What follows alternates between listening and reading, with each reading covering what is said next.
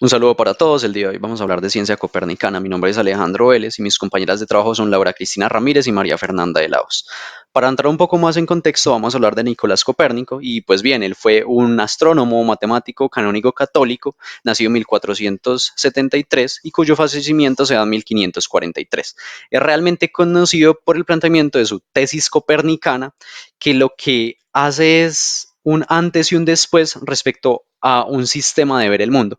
La tesis copernicana se basa en un sol central o casi central y una tierra en movimiento. Y digamos que aunque esta es una teoría antigua, apenas desde este punto se comienza a tomar como referente en el pensamiento intelectual.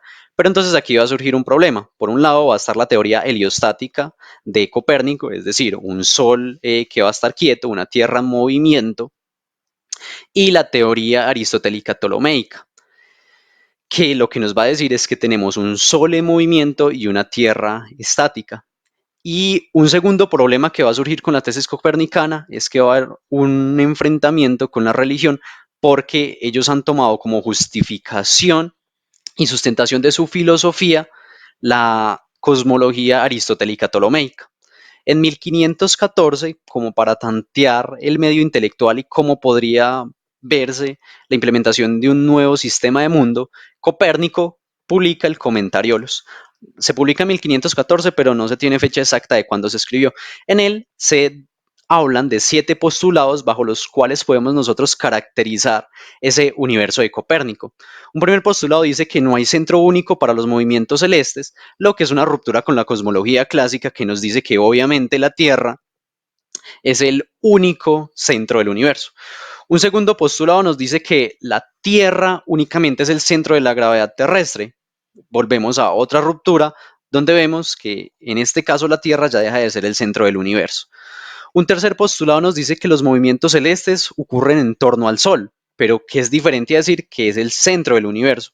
Por tanto, el Sol solamente va a ser un cuerpo celeste más bajo el que nosotros vamos a tener la referencia para los movimientos celestes que se desarrollan.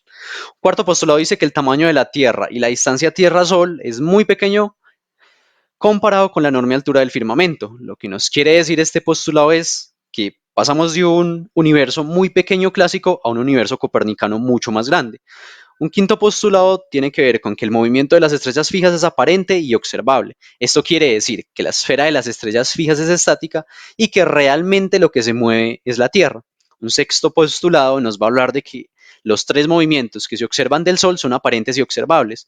Y aquí lo que Copérnico nos dice es que estos movimientos se dan por la rotación, las 24 horas de la Tierra, la traslación en los 365 días del año aproximadamente, y la precesión de los equinoccios. Y un séptimo postulado que nos habla de los movimientos retrógrados, que realmente son una combinación de la traslación de la Tierra con el de los demás planetas. Por lo tanto, va a ser un efecto óptico de esos movimientos retrógrados que nosotros vemos de los planetas. Ahora bien, continuamos con otra obra de Copérnico titulada De Revolutionius. Inicialmente tenemos que mientras el comentario les ofrece una visión cosmológica general sin demostraciones matemáticas, el de Revolutionius se adentra en la demostración matemática de conceptos universales. En esta obra, Copérnico se esfuerza por establecer la precisión, el orden y la coherencia a través de la matemática, siguiendo los pasos de Ptolomeo. En cuanto al objetivo de esta obra, tenemos que demostrar la centralidad del Sol en el universo y explicar matemáticamente fenómenos como la retrogradación de los planetas, sus variaciones de velocidad y sus movimientos aparentemente irregulares, asumiendo órbitas circulares y perfectas para los planetas. En cuanto a los postulados fundamentales de la obra, tenemos la esfericidad del mundo, también que la Tierra es esférica, el movimiento de los cuerpos celestes es regular y circular, perpetuo o compuesto por movimientos circulares, también que el tamaño de la Tierra es un punto con respecto a la enorme magnitud del mundo o subsecuentemente a la distancia entre el Sol y la esfera de las estrellas fijas. También que la Tierra tiene más de un solo movimiento, que el Sol está compuesto como un centro en el mundo y que ese mundo está limitado por la esfera de las fijas o lo que también es lo mismo, es decir, que el mundo es finito. Y por último tenemos que los movimientos retrógrados observables de los 5 planetas son producto de la combinación del movimiento de la Tierra y el de los planetas. En esta diapositiva tenemos tres de estos postulados en rojo porque son los que coinciden con los postulados de la obra que explicamos anteriormente, el Commentariolus. Uno de los objetivos más importantes de esta obra es la explicación de la centralidad del Sol. En esta obra, Copérnico ofrece dos explicaciones, una metafísica y otra matemática. En cuanto a la explicación metafísica, más conocida y alineada con los principios generales de su modelo cosmológico, describe el Sol como una entidad central y luminosa, comparándolo con una lámpara en un templo que ilumina todo a su alrededor. Esta visión resalta la importancia y superioridad del Sol sobre otros cuerpos celestes debido a su tamaño, luz propia y capacidad de influir en la Tierra y la Luna. En cuanto a la explicación matemática, tenemos que en este caso Copérnico desafía la noción de un centro absoluto en los movimientos celestes. Utilizando observaciones precisas y modelado geométrico basado en esferas, círculos, epiciclos y excéntricas, él demuestra que, aunque el Sol funciona como un centro aproximado para los movimientos de los planetas, no se sitúa exactamente en un punto geométrico fijo. Este enfoque le permite a su vez a Copérnico explicar los movimientos retrógrados de los planetas, asumiendo un Sol descentrado y una Tierra en movimiento, sugiriendo que los fenómenos observables desde la Tierra, como los movimientos retrógrados, resultan de la combinación de distintos movimientos circulares y esféricos en el sistema solar.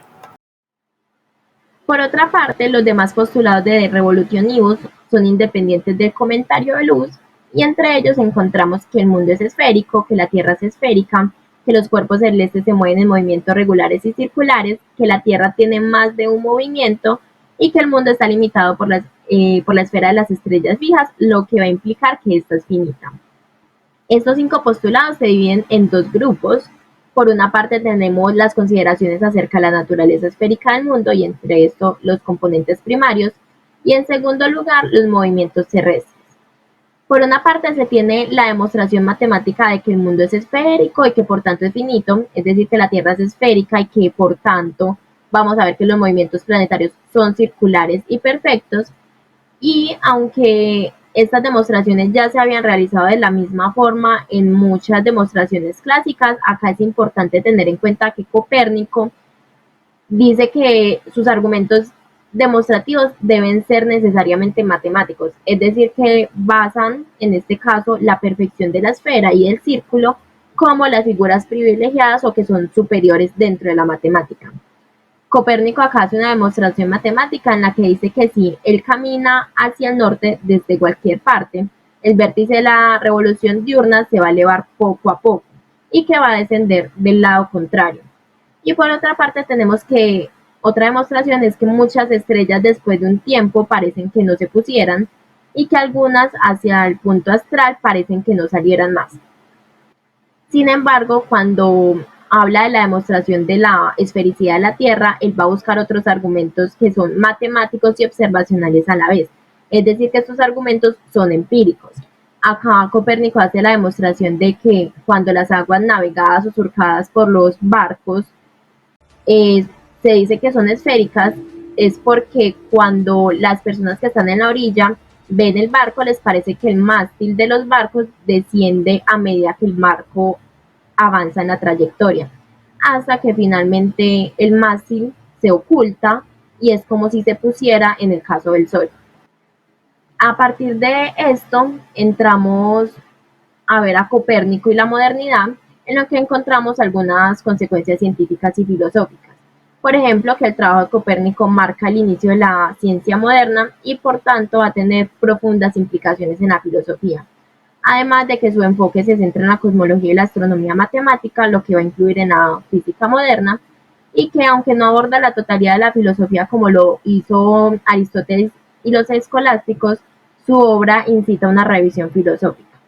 Sin embargo, también existieron algunas limitaciones en la continuación de su obra, ya que Copérnico no puede ser considerado completamente moderno debido a que tiene raíces en la filosofía aristotélico-escolástica, además de que la transformación completa de la visión del mundo y la filosofía iba a requerir más tiempo y más contribuciones posteriores, por lo que podemos decir que el trabajo de Copérnico marca un hito entre la transición hacia la ciencia moderna, pero también desafía las concepciones que se tenían tradicionales del cosmos, lo que va a hacer que haya un impacto en la ciencia y en la filosofía occidental que va a perdurar por varios años.